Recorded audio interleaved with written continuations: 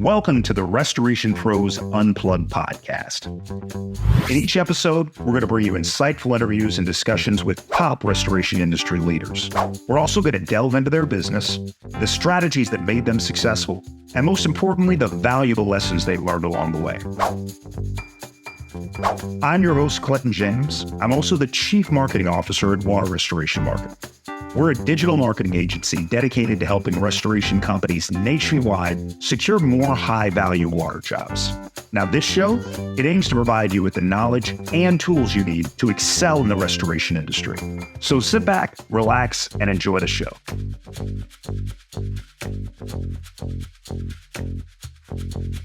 Hello, everybody, and welcome back to the Restoration Pros Unplugged Podcast. I am your host, Clinton James. I'm the Chief Marketing Officer with Water Restoration Marketing. It's my pleasure today to be joined by Bobby Thomas. Bobby, thank you for joining. Oh, thanks for having me. So Bobby is the CEO of Extreme Services. They're a phenomenal restoration company located in Birmingham, Alabama. You've created a multiple seven-figure restoration company, but you've done it a little different than a lot of the other clients that I work with. You've done it by leveraging probably the three most polarizing letters in restoration, TPAs. Everybody's got an opinion on them, and I'd like for us to have you share yours. Before we do that, though, Bobby, kind of introduce yourself, your company, and kind of give us a breakdown of the services, the restoration services that you guys currently offer.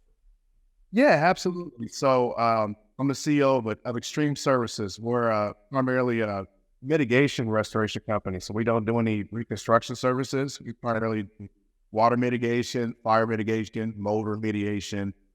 We also offer other services such as air duct cleaning, carpet cleaning, and things of that nature as well, too. That's kind of what our core service, line would be in our company. How long have you guys been in business? I've actually been in business in totality since 2011. I actually started out as a small carpet cleaning company.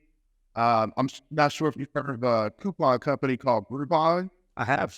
I got started when they got started. So check this out. I actually ran an ad with them for carpet cleaning.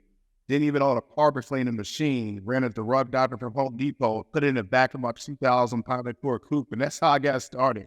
Now I was like, oh crap! I sold like $5,000 over coupons. I'm like, now I got to go clean these carpet. So that's how we made it in. Well, you've come a long way since 2011. How many service vehicles do you guys currently have on the team? Currently we have 12. Okay. And how many water restoration jobs, specifically the water mitigation, would you guess that you guys are averaging on a monthly basis? On a monthly basis, because, we operate in Birmingham and in Memphis, Tennessee. So I want to say between the two markets, we average anywhere between 80 to 100 jobs every single month. Awesome. Now, let's go before the Honda Civic and the carpet cleaning. What were you doing professionally before that? Believe it or not, man, I actually used to work for Marriott Corporation up in Washington, D.C. Okay. I was an assistant director of finance for Marriott. So, having the ability to have the customer service and the ability to serve others, it has served me greatly in my company, because that's something that we see sometimes in restoration companies. You have just the average contractor coming to the table, but you don't necessarily have that customer service side of it, to where you get that best, the best touch with the customer, and being able to give the best presentation you possibly can. Makes sense. So you made the leap into doing carpet cleaning initially. What made you pivot and change course and start adding restoration services? Be honest with you, when we started doing carpet cleaning was okay, but, I was the struggling carpet cleaner. We would do online marketing, we would get jobs in, and we even got a few commercial accounts, but I never seemed to be able to get over the hump financially where I wanted to be with carpet cleaning. And that's when I started looking into different avenues of, how can we make more money? How can we generate more revenue? How can I get into a higher ticket item job versus carpet cleaning? If you're doing a $300 job in carpet cleaning, that's like the holy grail in carpet cleaning versus in mitigation restoration. You're able to do between $2,500 and $500 is your average water damage ticket. Now, when did you actually start doing water mitigation? Water mitigation, we went 100% in 2018. Okay. Now, I don't know, some states require IICRC certification, some states do not. You operate in both Tennessee and in Alabama. Do those require IICRC certification? Well, it's not necessarily the state requires them. Okay. Insurance companies require it. Okay. So regardless in what state, if you're in Alabama, Tennessee, Georgia, if you're working with any major insurance carrier on a TPA program, you need to have, WRT, ASD, and in some cases, depending on the carrier, even AMRT certification. Okay. All right. Now, going from carpet cleaning now to multiple seven figures in restoration business, there's a bunch of different ways to do that, right? I own an agency that focuses on digital marketing. So we help our restoration companies get in front of homeowners, business owners that have some kind of emergency water damage going on at the time. And we do that through Google, right? Running paid ads. You've taken a different approach to growing your business, and you've done it through TPAs. For those of you who don't know, TPAs, third-party administrators, it's very polarizing. Some people think that they are a great source of business that really can keep their technicians busy nonstop with a good flow of consistent work. Some folks will or don't look so fondly on doing that TPA work. So talk to me a little bit about your first experience getting into TPAs and why you've chosen that path as a kind of a way to grow and scale your business. Yeah, absolutely. So my first TPA was with Code Blue. They're now AccuServe. Okay. My initial experience with them was, what the heck did I just do? Just be honest with you.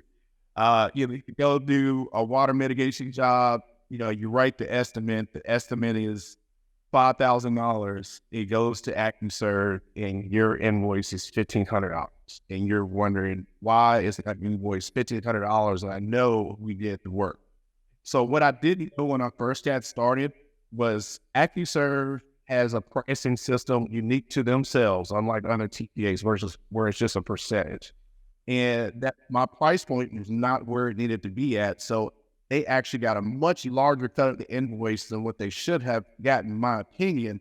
So, throughout, the time of that first instance, and even my second is, I got really excited when I got my first fire mitigation job. In fact, I thought I hit the, man, I did a job, $17,000, quickly became public.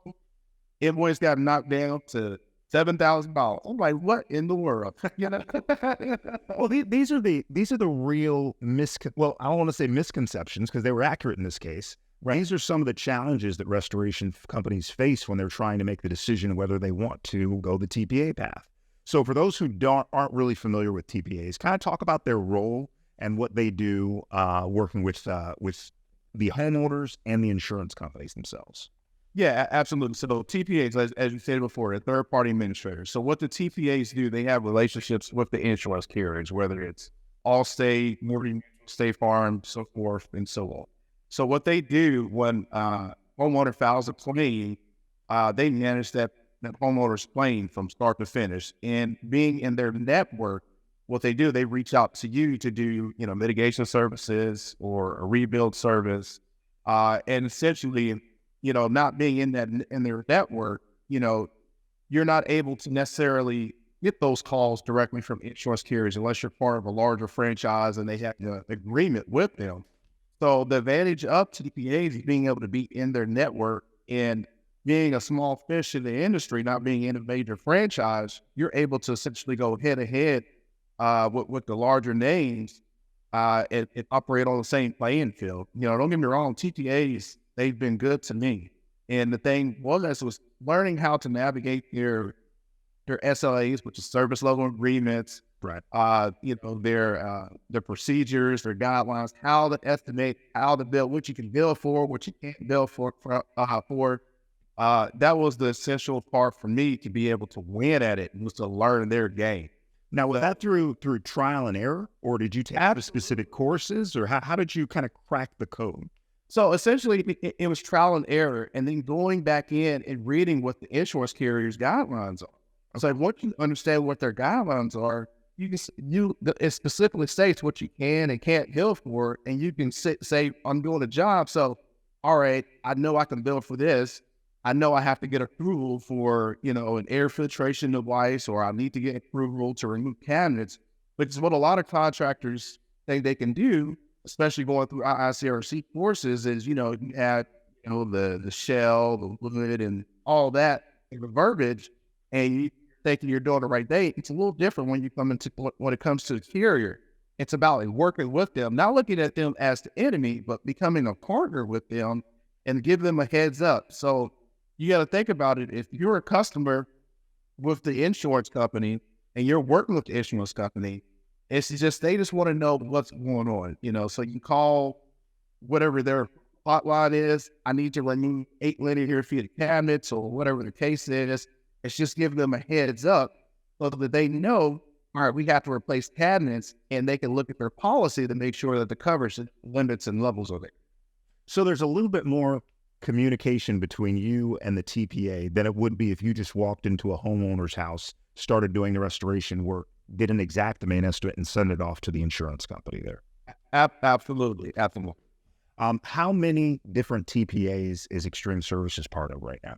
So we're a part of 3. We're a part of ActionServe, Alacrity, and Lions Bridge. We've actually done all of them. Sedgwick, we've done Contractor Connection.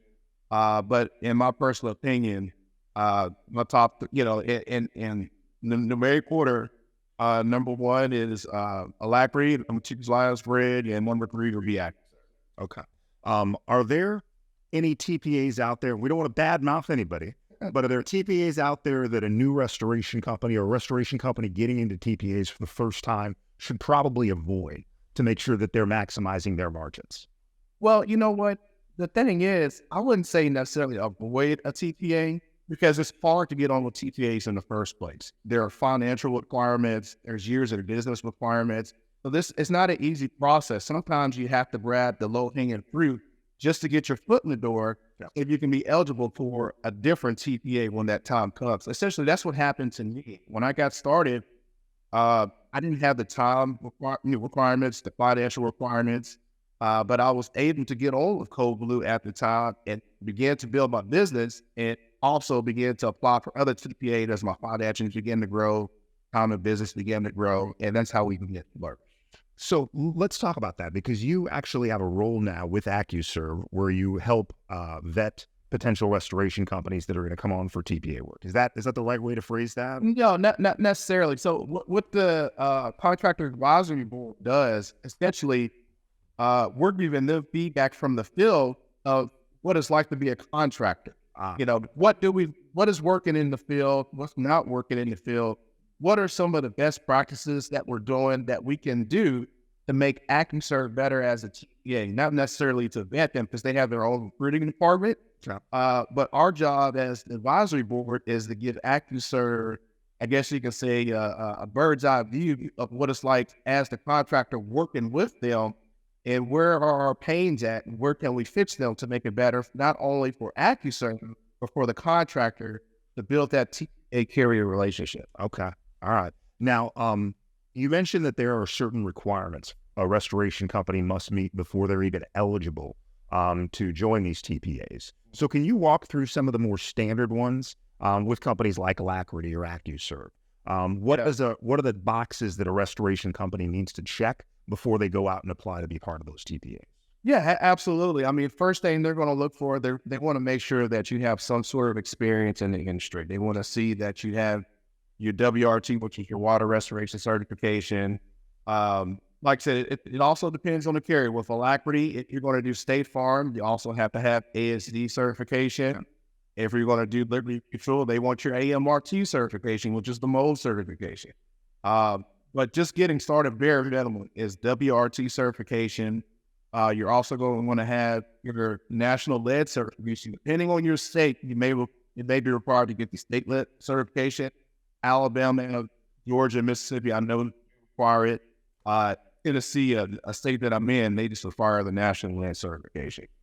Another thing that you will need that's very important is your general liability insurance. Most of the TPAs and carriers will require you to carry a minimum of $1 million in aggregate general liability, and also an umbrella. To mitigate the umbrella, I would say just carry about 2 to 3 million in general liability, pollution liability, workers' comp, commercial auto liability, Bailey's. And what your Bailey's does, that covers if, anything is broken or stolen from a home. That's kind of where the homeowner is protected at right there.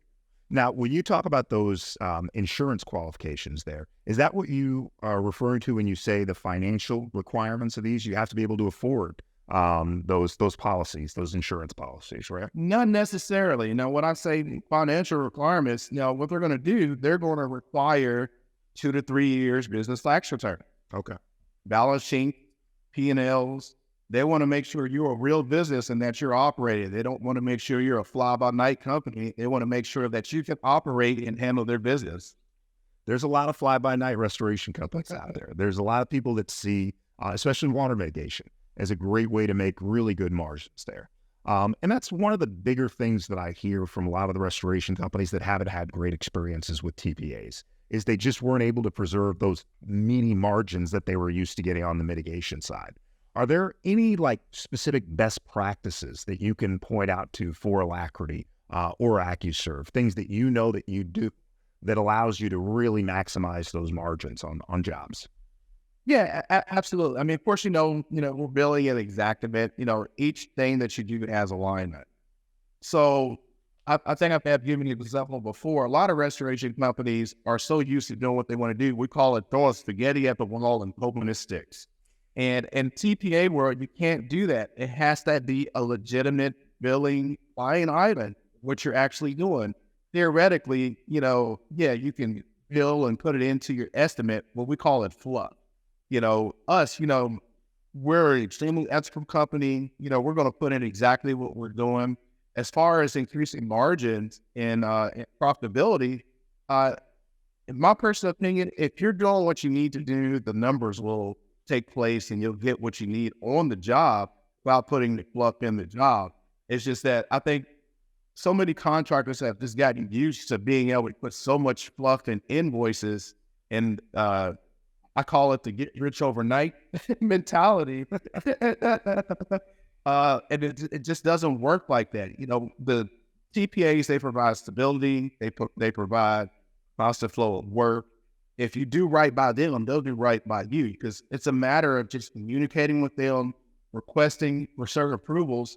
Like I gave you the example before of removing cabinets. If you call and request approval for that cabinet and you give them a legitimate photograph of why it needs to be removed, they're not going to tell you no. They're going to say, absolutely, go ahead and do it. And you can bill for that versus just going in and tearing it up and do whatever you want to do in a customer's home. Okay. Let's talk about it from a scaling standpoint. That work that comes in from the TPA works. Once you're on, you've proven yourself, you've got a good relationship with that TPA. That's a really scalable model. I mean, it's not necessarily dependent on the ebbs and flows of digital marketing or anything else that you're doing. You're going to get a consistent flow of work coming in from that TPA to the point where a person like yourself that has multiple technicians, multiple service vehicles, you don't necessarily have to worry about keeping those guys busy consistently because you know what kind of work you're going to get month in and month out. At what point were you able to scale from having 3 or 4 service vehicles? Was it getting onto multiple TPAs, or kind of what was that point where you were really able to double down and increase the number of technicians and service vehicles that you had? Yeah, I want to say when I was able to get onto my second TPA, probably around year 2.5, we actually been in a position to where we were able to scale at that point. We were, like I said, working in Birmingham, and me just being an entrepreneur and business guy, that's another thing with TPAs too. You can build a relationship with your territory manager or your regional field manager. You can call them and ask them questions and say, hey, do you have a need for contractors in other cities? And they can tell you yes or no, or where they may or may not have a need. And when I ask, what does it look like in Memphis, Tennessee? They say, yeah, Memphis is a good market. They can give you an idea of how many Claytons are coming in the market, how many contractors are there. And you can make an educated decision, should I open up in this market versus going in blind, like you said, versus relying on just a digital marketing platform. You kind of know what you're getting into and can kind of project what your revenue is going to be. knowing that whether you're going to succeed or not. I think it's, while I would never tell anyone not to pursue digital marketing, obviously I have an agency and that's what we do. I think having multiple sources of jobs, multiple ways that the phones are ringing for a restoration company is ideal. And now that I have a better understanding and talking through with you what it's like working with these TPAs, I don't think it's a bad option, really. I remember first getting into restoration 5-6 years ago. A lot of the old school restoration company owners, they would tell me, hey, these TPA companies, they cap everything. They really limit how much stuff you can actually bill for. And then they take a huge percentage off the top. And kind of finding out that percentage could be anywhere from 5% to 12%, depending on the TPA. Is that kind of the realm in which you see?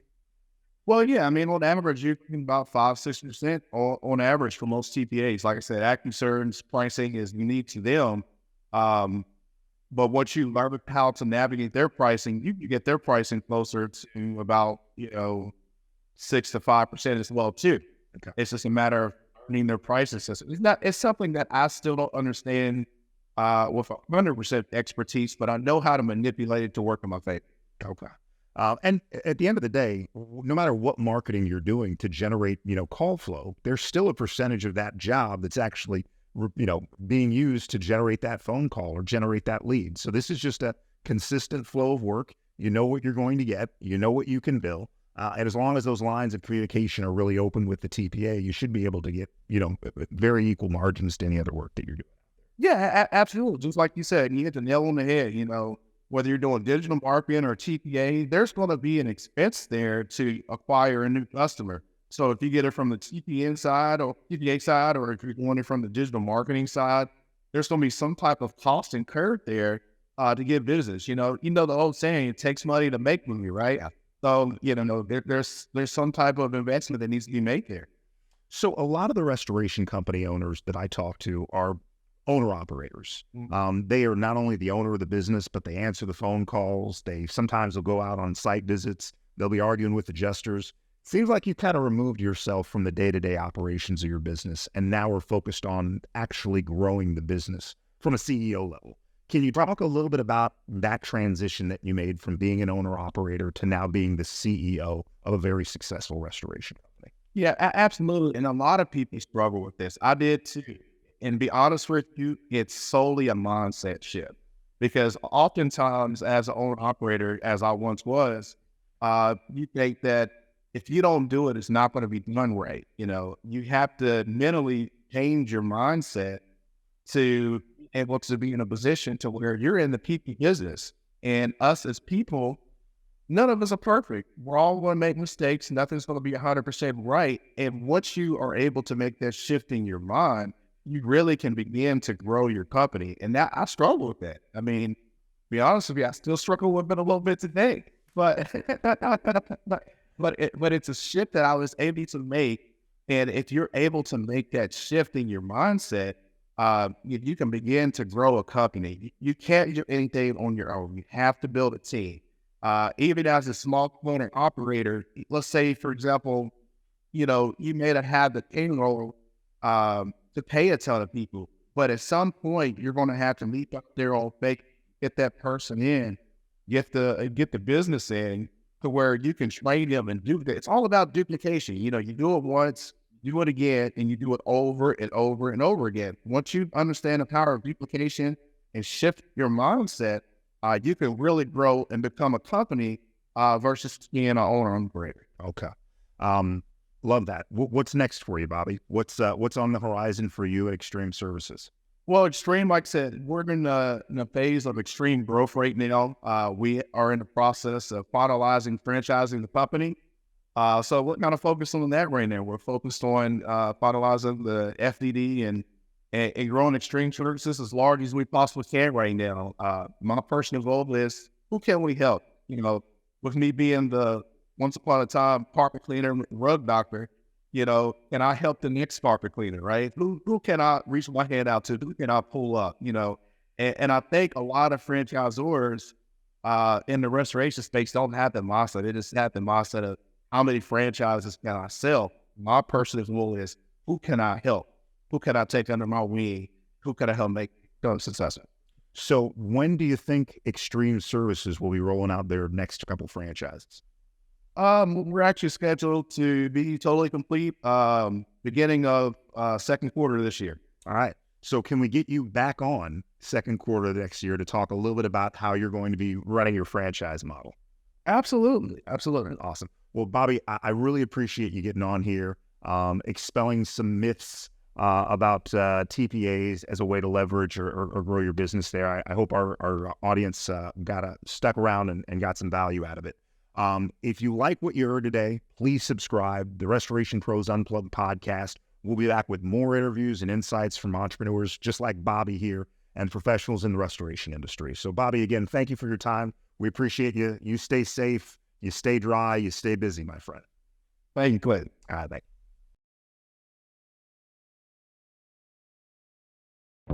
Thank you for listening to the Restoration Pros Unplugged podcast. If you like what you heard today, be sure to subscribe, share, and also leave us a 5-star review. We'll be back with more interviews and discussions with restoration industry leaders really soon. In the meantime, if you're a restoration company looking to add more high-value water jobs, you can reach me and my team at waterrestorationmarketing.net. Again, that's waterrestorationmarketing.net. I look forward to hearing from you soon.